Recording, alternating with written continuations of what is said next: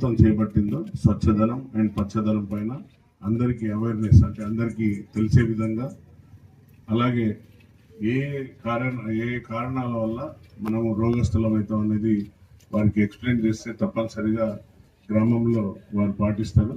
వారిని అవేర్నెస్ చేసి ఎప్పటికప్పుడు మనం ఆశా వర్కర్లు కానివ్వండి, లేక మహిళా సంఘాలు, లేక ఇంకా అంగన్వాడీ వాళ్ళతో చేపిస్తూ వారితో అవేర్నెస్ చేపించి, ఎందుకంటే జ్వరం అవుతుందని వాళ్ళు సైలెంట్గా ఉంటారు, కానీ తగ్గిపోతుంది ఇవాళ కాకుండా రేపు అనుకుంటారు. కానీ అది డెంగ్యూ ఫీవరా, లేక మలేరియా ఫీవరా, లేక ఎలాంటి ఈ జ్వరం ఎలాంటిది అనేది వారు గుర్తించుకోలేరు. కాబట్టి మనం ఆరోగ్యంగా ఉంటే గ్రామం కూడా ఆరోగ్యంగా ఉంటుంది, గ్రామం ఆరోగ్యంగా ఉంటే మనం ఆరోగ్యంగా ఉంటుంది.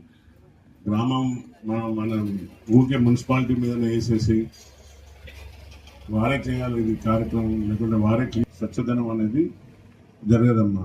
ఇది తీసుకుపోయి మా ఇంటి ముందటే పడేస్తాం, ఇది మున్సిపాలిటీ వాళ్ళు వచ్చి ఎత్తుకుపోవాలి, లేక గ్రామ సఫాయి పంచాయతీ వాళ్ళు ఎత్తుకుపోవాలంటే కాదు. మన గ్రామం, మనం ఇంటి పరిసరాలు వెంకట అంటారు కదమ్మా, ఇల్లు చూసి ఇల్లాలను చూడాలని ఎక్కడైనా అదే చెప్తున్నారు ఈ యొక్క కార్యక్రమంలో. ఇల్లు చూసి ఇల్లాలను చూడాలన్నారు. ఇల్లు ఎంత శుభ్రంగా ఉంటే ఇల్లాల యొక్క మన ఫ్యామిలీ కూడా చాలా సంతోషంగా ఉంటుంది. కాబట్టి తప్పనిసరిగా ఈ స్వచ్ఛదనం పైన మీరందరూ కూడా, అలాగే స్కూళ్ళల్లో పిల్లలకు కూడా ఆరోగ్య అవేర్నెస్ చేసి పిల్లలకు కూడా ఎలాంటి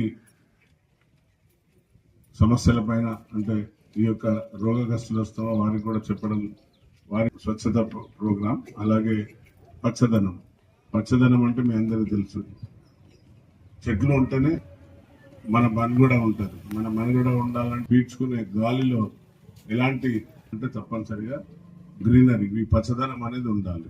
మన వెంకట రోజులలో ప్రతి ఇంటి ముందట ఒక 2 వేప చెట్లన్నీ ఉండేవి. ఇప్పుడు అవి రాను కనుమరుగైపోతున్నాయి. కాబట్టి తప్పనిసరి చెట్లు ఇచ్చారంటున్నారు కదమ్మా, 6 చెట్లు. ఏమేమి ఉన్నాయి అందులో మొక్కలు పెట్టే విధంగా చూడండి. కాల్ ప్లేస్లో ఉన్నారు ఫారెస్ట్ ఆఫీసర్స్ ఉన్నారు కదా, 50 చెట్లు ఉన్నాయా, తెప్పించి ఇవ్వండి. గ్రామంలో గ్రామాధ్యక్షులు, తర్వాత యూత్ ఎవరున్నారు అందరితో ఇంటింటికి ఫ్రూట్ చెట్లు ఇచ్చారు కాబట్టి అవి తప్పనిసరిగా పెట్టండి. మరి కోతుల పడేది ఎక్కువైతుందేమో, కోతులు ఉన్నాయి ఇక్కడ. నేను అసెంబ్లీలో సీఎం గారితో కూడా మాట్లాడినాము అందరం, ఎందుకంటే ప్రతి గ్రామంలో మనకు కుక్కలు ఈ కోతులతో పెడదా ఉన్నది. అయితే వాటిని మనం కోతులను చంపలేము కదా, కోతులు అంజనేయుడు అంటాం మనం, మళ్ళీ మొక్కుతాం. కాబట్టి కోతులు చంపం కాబట్టి కుక్కను కూడా భైరవుడు అంటారు, అంటే కాల భైరవుడు అంటారు. కాబట్టి మనం కుక్కను కూడా, అంటే హిందూ సాంప్రదాయాల గొప్ప విశేషత ఏంటంటే జంతువులను కూడా మనం దేవుళ్ళలాగానే చూస్తాం, చెట్లను కూడా దేవతలాగానే చూస్తాం, నీళ్ళని కూడా దేవతల్లాగా చూస్తాం. ప్రతిది కూడా మనం ప్రతి ఆకారాన్ని మనం సర్వాంతరయాన్ని అంటారు కదా, సో అట్లా మనం పూజిస్తాం. కాబట్టి వాటిని ఏం చేస్తున్నారంటే గవర్నమెంట్ ఇప్పుడు పెద్ద ప్రాజెక్ట్ తీసుకున్నది, ఒక కంపెనీకి అప్పచెప్పారు. మనం వారిని ఈ కోతులను తీసుకెళ్లి స్టెరిలైజ్, అంటే వారిని మనం ఏమంటాం ఆపరేషన్ చేసి పిల్లలు కాకుండా, అది సంవత్సరానికి 2 సార్లు 3 సార్లు వాటికి కన్సీవ్ అవుతుంది. సో అది కాకుండా ఉండేటట్టు కార్యక్రమం చేపట్టాలనేది ఒక సంస్థకు అప్పచెప్పారు.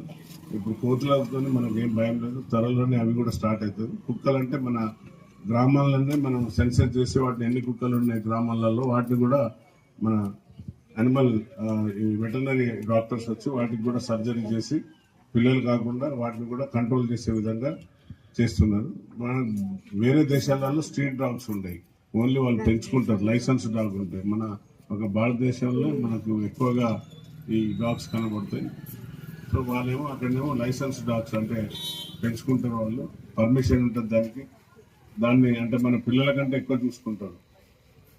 మన పిల్లలు మలమూత్రాలు చేసినా కూడా ఎట్లా క్లీన్ చేస్తామో వాళ్ళు అంతకంటే ఎక్కువ శుభ్రతగా పాటిస్తారు వాళ్ళు కుక్కలు. మీరు ఎప్పుడైనా చూడండి, టీవీలలో కనపడుతుంటే ఆ కుక్కని ఎంత ప్రేమగా, అంటే కుక్క విశ్వాసం కలదు కాబట్టి అంత చక్కగా దాన్ని చూసుకుంటారు వాళ్ళు. కొడుకు కంటే ఎక్కువ చూసుకుంటారు, పిల్లల కంటే ఎక్కువ చూసుకుంటారు.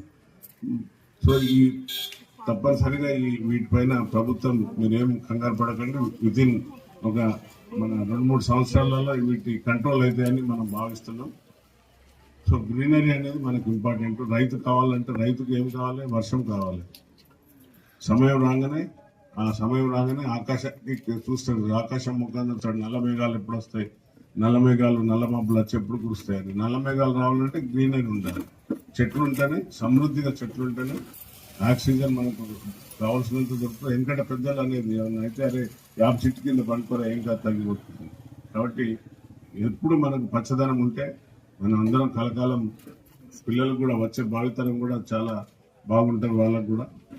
సో ప్రతి ఒక్కరు మన బాధ్యతగా, ఇది మాది గ్రామ బాధ్యతను లేకుంటే గ్రామ పంచాయతీ బాధ్యత, శుభ్రత కూడా వాళ్ళే చేయాలి అంటే కాదు.